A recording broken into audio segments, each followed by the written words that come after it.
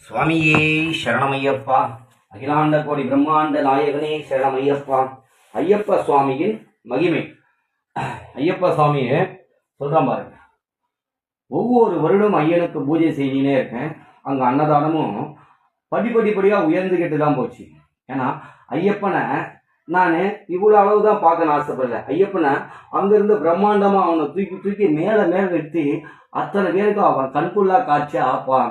உலகத்தை ஆளும் அந்த சராசரி ஆளும் ஆதிபரா சக்தியா படிகளக்கம் பகவானாய் பெருமாளாய் இந்த அன்பே சிவமாயான அந்த சிவபெருமானாய் அவனை தூக்கி நிறுத்தி அந்தருடைய பாக்கியத்தை எனக்கு ஐயப்பன் கொடுத்திருக்கான். அவனை இன்னும் மேல பிரகாசமா தான் என்னை காக்க வச்சுனுகிறான். அதனுடைய பலனா என்னவோ எனக்கு தெரியலங்க பகவான். ஏன்னா நான் சொல்றது எல்லாமே சத்தியமான வார்த்தை எல்லாமே. ஏன்னா இங்க இருந்து நம்ம எதுவும் பொய் பேச முடியாது. உண்மையை மட்டும்தான் பகவான்கிட்ட இங்க பேச முடியும். அது ஐயனுக்கு தெரியும். ஏன்னா ஒவ்வொரு இதுவும் அவனுக்கு பண்ணினே இருக்குங்க.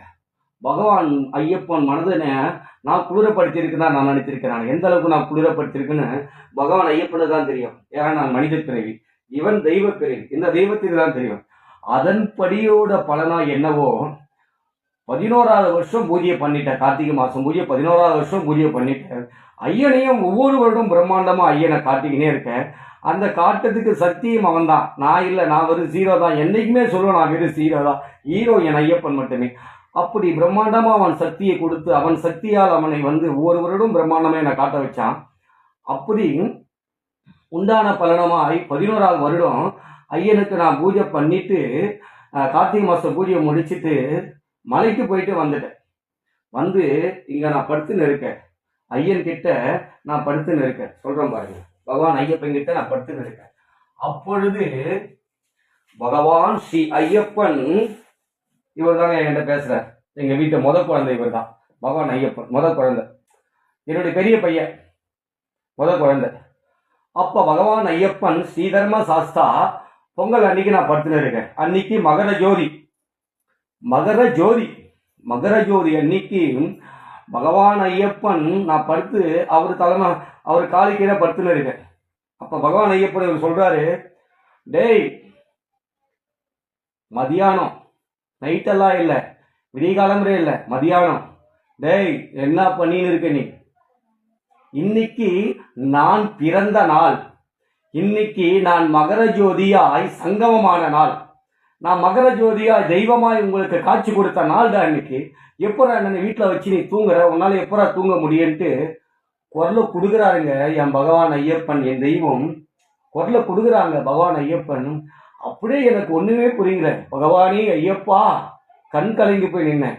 உடனே ஏஞ்சிச்சு என்னுடைய மனைவிய அந்த அக்கா வீட்டில் இருந்தாங்க பொங்கல் அன்னைக்கு. அவங்கள ஃபோன் பண்ணி வர வச்சுட்டு, வாமா இது மாதிரி பகவான் ஐயப்பன் சொல்லிட்டார், மகர ஜோதி பூஜை பண்ண சொன்னார். மகர ஜோதி பூஜை நம்ம பண்ணிடணும் பகவான் ஐயப்பனுக்கு.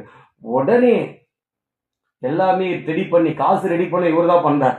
காசு ரெடி பண்ணி உடனே அன்னதானத்துக்கு ரெடி பண்ணி மகர ஜோதி பூஜைக்கு வேணாம் பூஜை பொருள் எல்லாமே வாங்கி பாட்டு பாடுற டீம் ஸ்ரீதர்ம சாஸ்தா அந்த குரூப்பை கூப்பிட்டு வர வச்சு அன்னைக்கு மகர ஜோதி அன்னைக்கு பகவான் ஐயனுக்கு அவர் சொன்னபடி அவருடைய அருளால் இந்த பிள்ளை அவருடைய சிஷியன் அந்த பூஜை செய்கிறேன். மகர ஜோதி அன்னைக்கு பூஜை பண்ணி முடிக்கிறேன்.